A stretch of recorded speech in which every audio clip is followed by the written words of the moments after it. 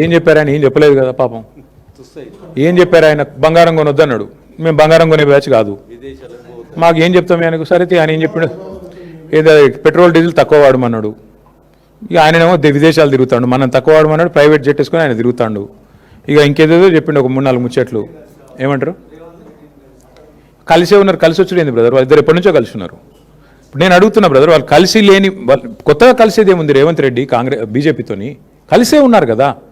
RR tax అని ప్రధానమంత్రి గారు ఏప్రిల్ 2024లో ఇక్కడ బహిరంగ సభ పెట్టి చెప్పారు. ఆర్ఆర్ ట్యాక్స్ వసూలు అవుతుంది అన్నారు. 2 ఏళ్ళు అయిపోయింది. ఇప్పుడు ఆ మనిషిని మళ్ళీ నాతో రా అంటున్నాడు.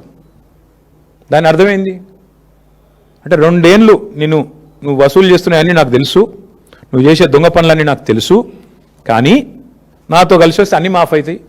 వాషింగ్ మెషిన్, వాషింగ్ పౌడరా ఏదో అంటారు చూడు, వాషింగ్ పౌడర్ నిర్మాణం ఏదో, వాషింగ్ మెషిన్ అట్లా నేను చూసుకుంటా బిడ్డ, నువ్వు రా అని అడిగాడు. కొత్తగా వచ్చేదేముంది? చూడరాదు, ఎన్ని ఎగ్జాంపుల్స్ ఉన్నాయి, 100 ఉన్నాయి. హైదరాబాద్ సెంట్రల్ యూనివర్సిటీలో 10,000 కోట్ల కుంభకోణం జరిగిందని నేను చెప్పడం కాదు, సెంట్రల్ సుప్రీంకోర్టు అపాయింట్ చేసిన సెంట్రల్ ఎంపవర్డ్ కమిటీ చెప్పింది. ఎవరికి? నాకు చెప్పలా, కేంద్ర ప్రభుత్వానికి నివేదించింది.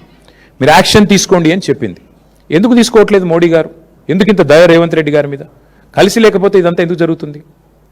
పొంగులేటి శ్రీనివాసరెడ్డి గారి ఇంటి మీదే ఈడీ రైడ్ అవుతుంది. 2 మెషిన్లు పోతాయి, నోట్లు కౌంట్ చేసే మెషిన్లు 2 పోతాయి. ఇప్పుడు అయిపోయి కూడా 18 నెలలు అయిపోయింది రైడ్ అయ్యి. ఈడీ నోరు విప్పదు, మంత్రి గారు నోరు విప్పరు, పలుకే బంగారం అయింది. దీని అర్థమైంది, దీని భావం ఏంది?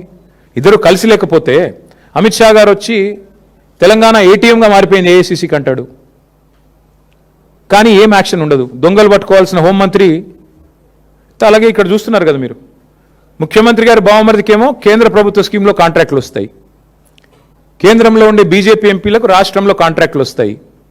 ఇది ఎన్నడూ చూడలేదు తెలంగాణలో, ఫస్ట్ టైం చూస్తున్నాం. దీని అర్థం ఏంది? ఎంత సుదృఢమైన బంధం ఇద్దరిది. కొత్తగా కలిసేదేముంది? ఇద్దరు కలిసే ఉన్నారు, తోడు దొంగలు పక్క, అందులో అనుమానం కూడా అక్కర్లేదు మీకు. ఇప్పుడు అంతెందుకండి, ఇప్పుడు బండి సంజయ్ గారి కొడుకు ఎపిసోడు, దీన్ని బట్టి ఏమర్థమైంది రాష్ట్ర ప్రజలకి? ఇద్దరు తోడు దొంగలు, 2 పార్టీలు కలిసికట్టుగానే నడుపుతున్నాయి, కలిసికట్టుగానే వ్యవస్థల్ని శాసిస్తున్నారు. ఇది వాస్తవం.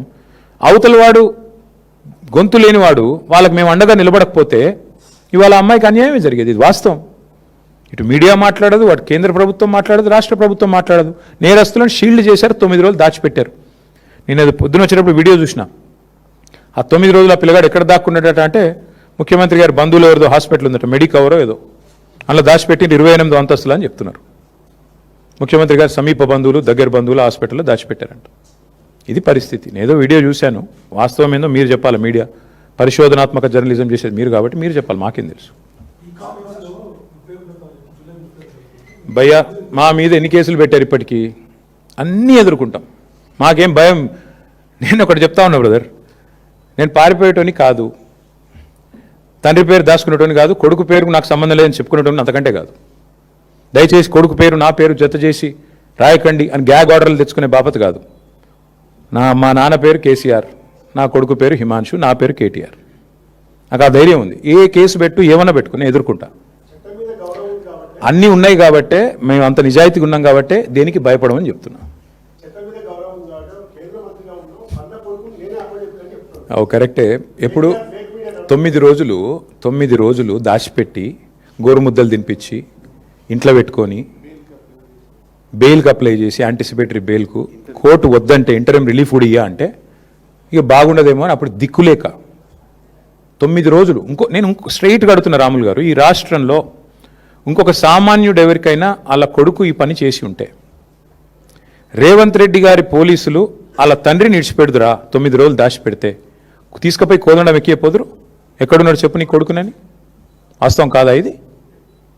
మరి సామాన్యుడికి ఒక నీతి రేవంత్ రెడ్డి గారి ప్రభుత్వంలో, కేంద్ర మంత్రి గారికి ఒక నీతి ఎట్లుంటుంది? నీకేం ఆబ్లిగేషన్? ఆయన బీజేపీ అయినా, నువ్వు కాంగ్రెస్ అయినా, పేరుకి ఇద్దరు శత్రువులు. మరి ఎందుకు ఈ రహస్య స్నేహం ఏంది? ఎందుకు కాపాడుతున్నావు నేరస్తులను? నేరస్తులు ఎవరైనా ఓకే కదా, ఒకటే కదా, ఎందుకు కాపాడినారు మరి 9 రోజుల పాటు?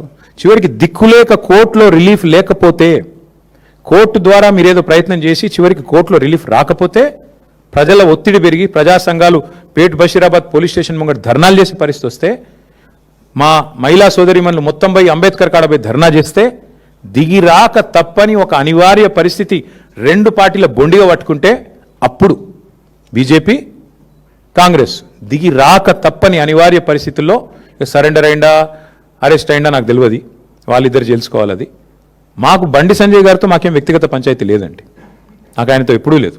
కలిస్తే ఎప్పుడైనా ఎదురుగా మాట్లాడినాను తప్ప నేను ఎప్పుడూ అగౌరవంతో వ్యవహారం చేయలేదు. ఆయనే పనికిమాలిన మాటలు మాట్లాడిండు, ఆయననే మా తల్లిదండ్రులను ఉద్దేశించి అగౌరవంగా మాట్లాడిండు. నేను అయినా కూడా మాట తూలలేదు, ఈరోజు కూడా తూలట్లేదు. నేరస్తుడు ఎవరైనా నేరస్తుడు అనేది మా సిద్ధాంతం, అంతకంటే ఏం లేదు. అంటే అందరూ అనుకుంటున్నారేమో కాంగ్రెస్ కంటే కాక్రోచ్ బెటర్ అనుకుంటారేమో, నాకేం తెలుసు. ప్రధాన ప్రతిపక్షం దేశంలో ఫెయిల్ అయింది కాబట్టి కాంగ్రెస్ కంటే కాక్రోచ్ బెటర్ అనుకుంటారో ఏందో మరి, కావచ్చు. क्या बोलो फिर बाद में नहीं पूछेंगे ना आप? अरे अलग अलग कहाँ करोगे यार, बहुत लोग हैं वहाँ पे.